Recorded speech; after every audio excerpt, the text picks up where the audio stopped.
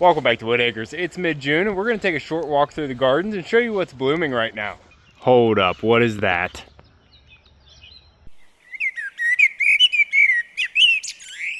Now we had a pretty nice day today, sunny and about 72 degrees. Not too warm, and we are getting an overcast right now because they're calling for a pretty heavy thunderstorm to come through tonight. And we do have some nice blooms right now that I wanted to walk around and show you guys before the heavy winds came and knocked them down. The lupine here on the pond bank is all but finished up and it's starting to put on its seed pods. These are starting to dry out too, so they will be opening up here shortly and we can get some more lupine seeds spread around. And once we get these opened up, we can get all these chopped down on the pond bank, and I'll probably do a full pond bank weeding. I already worked on the other side. I got all the thistle hand pulled out of the left side of the waterfall. So now all we have over there is sunflowers, and I still have to try and get those out of there. Pop.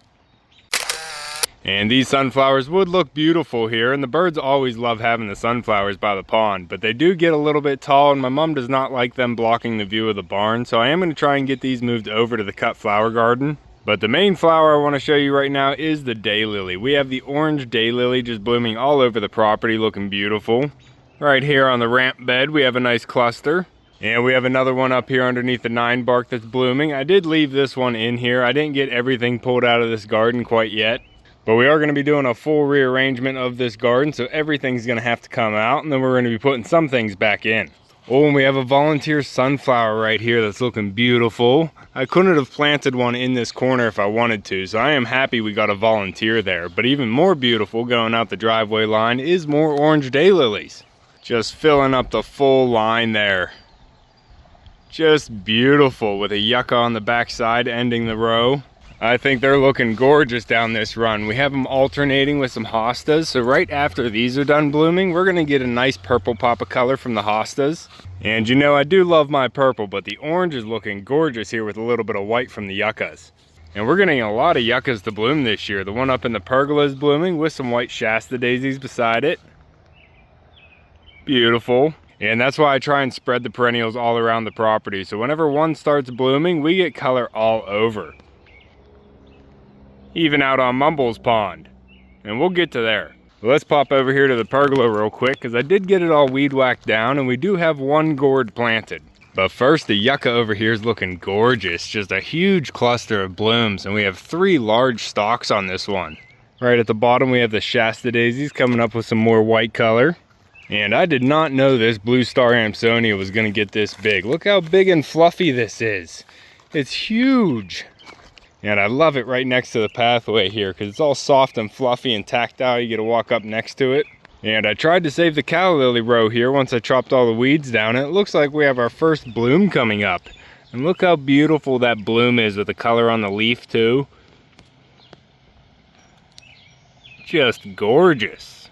Oh, the geyser. Beautiful. We have the red trumpet vine just reaching all the way across the pathway here, and I do have to fix this lattice. But the only gourd that we have planted out here right now is over in this cage, trying to keep it protected. It's not quite big enough to attach to the lattice yet, but we at least have one birdhouse gourd growing out here. And if that one plant does well enough, it will be able to fill up the whole pergola with gourds. Pup, we have another yucca over here. Just gorgeous. And we'll be getting a lot of blooms from the hostas here in a little bit.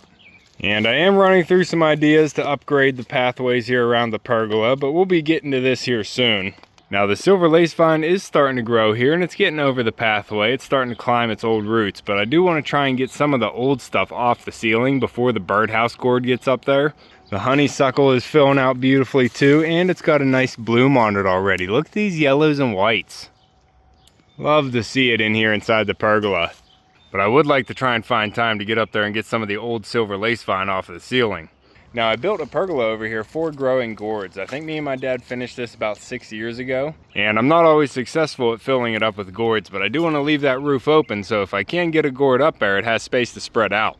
And I kind of treat the pergola garden over here as a jungle garden. I just want it lush and full with different textures of green leaves. And we are starting to get a nice variety in here, and I'm loving the way it's turning out. I just really want to get some gourds dangling this year. I just really like growing the gourds and seeing them dangling up here off the pergola. They're like giant fruits. And then we can also harvest them, dry them out, and make birdhouses. So growing the gourds here isn't just for me. It also adds housing for the birds here too. But we have a lot to show you, and I'm gonna try and make this quick because I already missed dinner yesterday and I don't want to miss it again tonight. Echo Pup and I were out late yesterday filming episode 3 for Stalking Mumble's Pond, so we ended up missing dinner, coming home just in time to close the barn. So we gotta try and make time for dinner tonight, but I wanted to show you all these orange daylilies blooming before they get knocked over in the high winds we're supposed to get. We have another yucca blooming here. It's just a beautiful combination whenever they're blooming at the same time. And whenever I planted these ones in here, the deer did eat them completely down the first time, but they've been pretty much leaving them alone ever since. And I know you commented, and I did not get to it yet, but we do have to move this rhubarb out here while it's still alive, try and get it some more sun. Oh, and the firelight hydrangea's just starting to bloom here, opening up its first petals. It's gonna have some nice white color in here. And we also have the Empress Wu hosta starting to bloom. The world's largest hosta. They do have a variegated version, which I don't have. I just have the dark green version. But they have a nice light purple flower on them. Pup. We've also been getting some black raspberries to ripen over here. We can get a quick garden snack. I'm sure some of these are ready. Oh yeah. And I think these are starting to come in a little bit early this year. Oh, and recently we tried something new and we planted a pink oyster mushroom bed. Over here where we tried to have strawberries, I layered in some pink oyster mushroom mycelium. And we made kind of a lasagna here with the wood chips and the mycelium, and the mycelium has started to colonate. We got a nice rain the other day and mushrooms started to pop up. So you can already see some pink oyster mushrooms. Now I don't think they really colonized the wood chips yet, but they are getting another flush of mushrooms, which is really cool to see outside here. And hopefully they can start colonizing the wood chips and maybe we can get another flush here soon. Because they do like the warmer weather with a lot of moisture, and we're supposed to be getting some thunderstorms here soon too. Pop, lots of thunderstorms coming. More black raspberries just popping up over here. This is why we call it the food forest. I just want to be able to find food around here. And it's working. Pop, but we have to do some more weed whacking in here, get this all cleaned up before the other berries start blooming. My wisteria is doing amazing here though. I put this in the food forest. We're obviously not going to be eating it, but I do want to put this here as an entryway. I want to put it on a big arch. I didn't have time to build the arch yet, but I wanted to get it started. So we have it growing here and it's doing great. So now I just have to build an arch for it and get it attached. But you can see I kind of leave the food forest go wild, and that is for a good reason. I get volunteers out of it, and these are all free trees. So we have a nice big pin oak right here I'll be able to dig out and get into the landscape. This is over 8 feet tall. And we have one over here that's also 8 feet tall, pretty nice and full as well. And I have bought an oak before from a nursery, and a tree like this would be over $200. So I am perfectly fine with letting a couple gardens go wild, so I'll be able to get some volunteers out of them. Birds, you enjoying your mini pasture? Good. Pop. And look at this, we have a 3, almost 4 footer right here volunteered as well, another oak tree. And over here, I've been weed whacking around for years trying to let it grow. Got to make sure you don't hit it so it can get nice and big, and then I can transplant it into the landscape. And there's more too. Over here I have a couple 1-footers. They're just getting started. Trying to keep them alive though. So I'm just letting those grow. And once they get big enough, we can find a good spot for them, we can dig them up. And I've also been able to give my brother a bunch for his landscape as well. Pop. Good boy. Got a daisy blooming here next to the pathway. And a branch already fell out of the tree last night. It's a decent sized little branch there. And we do have to do some more cleanup here on the peninsula. Pop. But we have some daisies blooming here. We have some Asiatic lilies coming in, about to open up. The sea holly is blooming as well. I believe this one's the blue sea iridium. That is a nice little pollinator friend, but it is pretty spiky, so you don't want to grab that one. The yuccas are also over here blooming, and we have some more blue sea iridium. The pollinators do love it, and a variety of pollinators as well. It's not just honeybees. So you gotta remember, bees are not the only pollinators. There's a lot of flowers that are not even designed for bees. It's not just bees, even flies are pollinators all the way up to hummingbirds. But we do have another daylily, a colorful one blooming over here that's not orange. A little light purple. Very dainty over here. And it looks like it's gonna have a cluster of blooms. That's gonna be beautiful underneath the maple tree. I did try and get this weed whacked a little bit, trim up the edge around the bird bath. Got to try and contain the periwinkle, don't want it just taking over all the rocks. I did let some Shasta daisy pop up through there though. I thought it was a nice little addition. I'll take weeds if it's got the right flower. Pup, a weed is just a plant you don't want, and I think that one looks good there. Same with the crown vetch over here. Not everything has to be prim and proper to be beautiful. Pup. But we're gonna poke around the corner of the house here to the side in the front garden, show you what's blooming over here, but I'm not gonna, oh, the geyser. Gorgeous. We're not gonna spend a lot of time out front though. I just wanna show you some of these blooms. The yuccas are doing work this year. Beautiful. And my magnolia tree's blooming. We have the Braxton's Brown Beauty Magnolia blooming for the first time in its new location. We put it right here on the corner as a specimen tree, and it just started opening up its first blooms this year. Beautiful.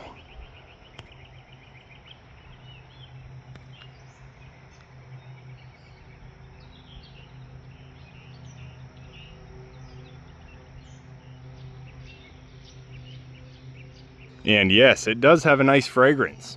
We'll be getting more of them here too. But we do have more white Shasta daisies and orange daylilies blooming down the fence line. Looking good with the black backdrop.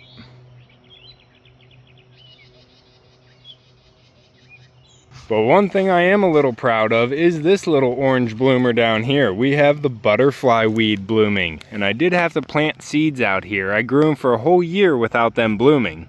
But for the past couple years, we've been getting them to reseed and keep coming back. And see, there's a little pollinator right there.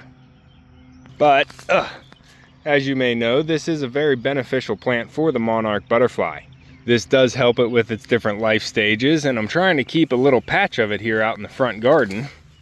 Just got to try and keep the weeds down during the year until it pops up and starts blooming, without weed whacking it down. But this year we did get a nice little cluster again, and I'm hoping it gets even bigger next year. Hold up, what is that? How did I not see that when I was mowing? I just zipped right underneath that with the mower a bunch of times today.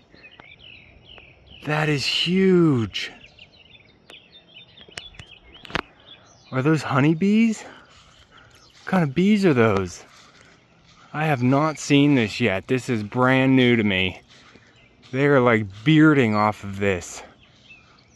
What are they honeybees? Let me get to the other side here. Get to the side with the sun. What is that? Oh.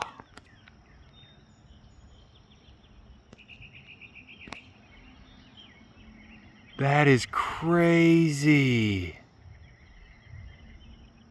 We have a huge beard of honeybees right here. I have never seen this on my property before. I don't have bees. I'm not ready to take care of bees quite yet. I know my neighbor down there across the creek has bees. This is a little far for them to start bearding though. I don't think anybody else has bees here. Pup. I'm glad they're honeybees though. I was kind of worried that was a hornet's nest. But we can get close to them. They're all kind of busy right now. They're not trying to fight me. Did they find a queen or they need a queen? Now I've learned about bees a little bit, but I'm definitely not going to be pulling this nest down into a box. Sorry guys, I don't have the bee girl here for that. But that is still beautiful nature happening here in the gardens. That is amazing. I've never seen this up close. Just gorgeous. Pup. Alright, pup, well I can't stare at this forever, even though I think I could. But I just wanted to show you the blooms out here. We had a nice surprise. Oh, the black elderberry's blooming too. We'll show you that and then that's it. Right here in the middle of the front garden, some of the tiniest, prettiest blooms you'll ever see. Just gorgeous with that dark black drop foliage. The gorgeous black elderberry, and we got to get the Rosa Sharon growing right up through the center out of there. And one more thing out by the farm stand, we have the clematis blooming on the trellis. Just gorgeous.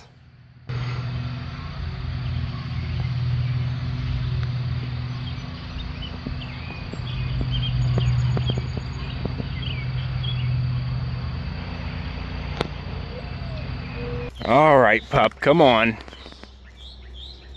Can't stare at the bees all night. That is so neat. We do have a bunch of blooms off the hostas too. This little white bloomer down here on the corner, it got a late frost, so the leaves are a little bit beat up, but the blooms are beautiful. Getting some blooms off the whole hosta garden. Come on, pup. And in the side garden here, over by the bird feeder, the golden spirea is blooming. And this is a bee favorite. Not right now though, but whenever it's warmer out, it is a buzzing. Maybe the honeybees will like this. I'd like them to move in somewhere around here and I could maybe harvest their wild honey. But right behind the spirea, we have the liatris blooming, which is another bee favorite, and it has a very tiny flower.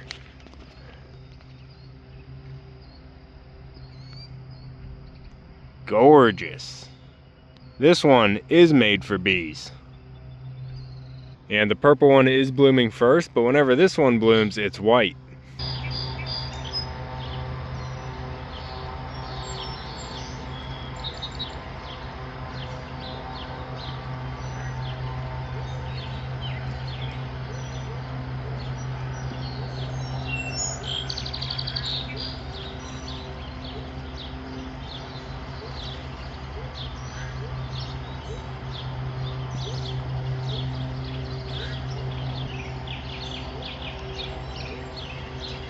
Pop.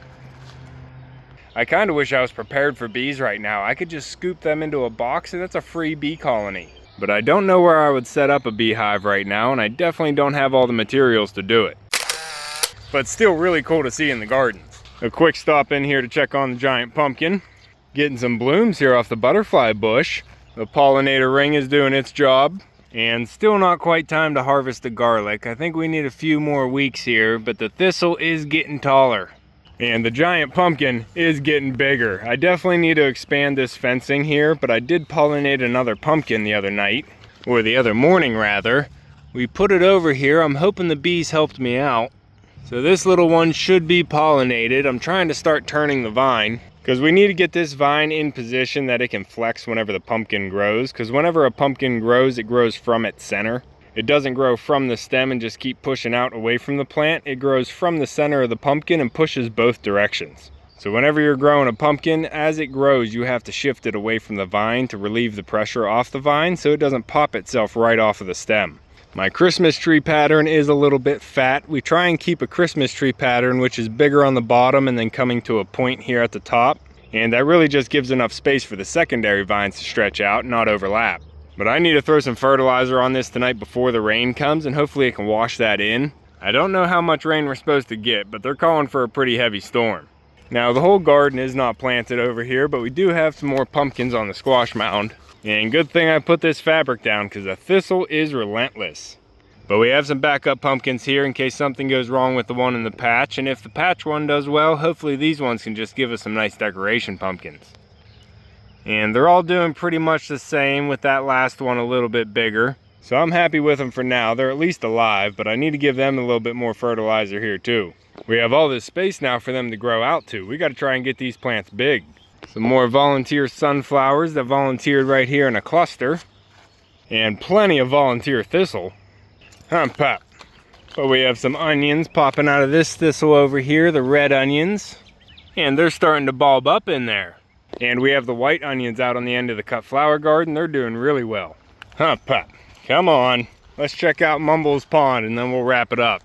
Now, if you've been following along, you know all about Mumble's Pond, but we have been doing a lot of work on it this year. With the help of my dad and brother, we got this hole dug last year in November, and it's been filling up all winter long. And now that the water's all filled up, we can start getting all the plantings around the banks. And we've been working on doing that here, and we have the rock garden on the other side.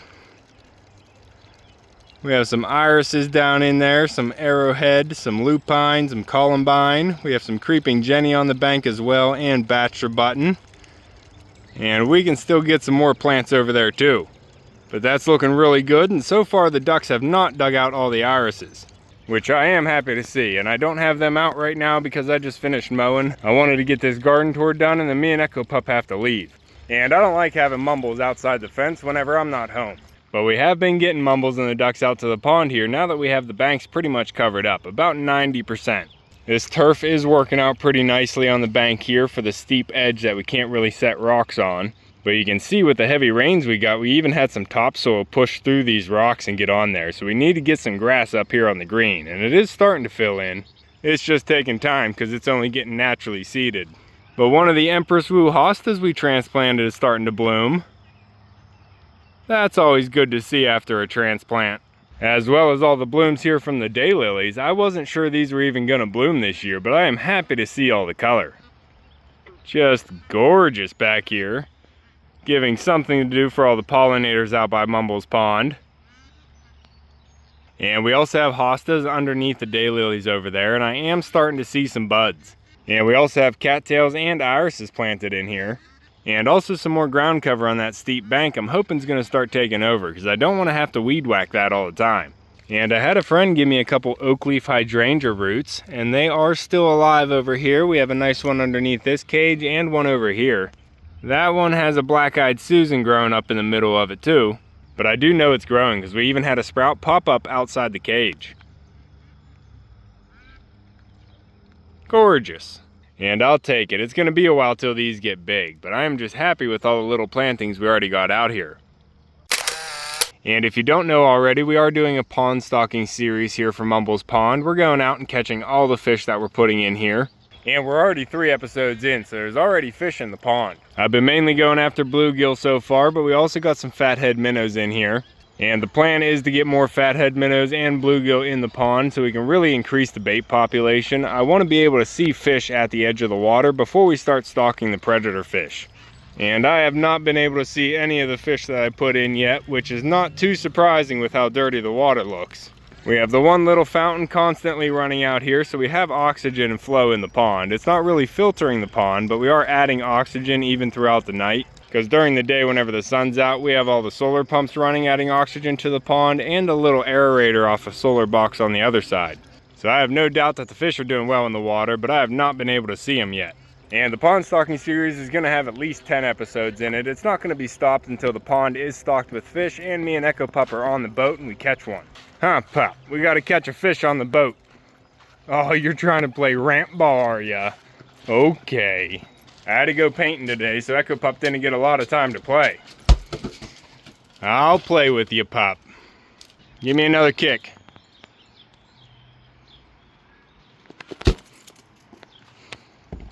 Good boy. Let me get another one. Go.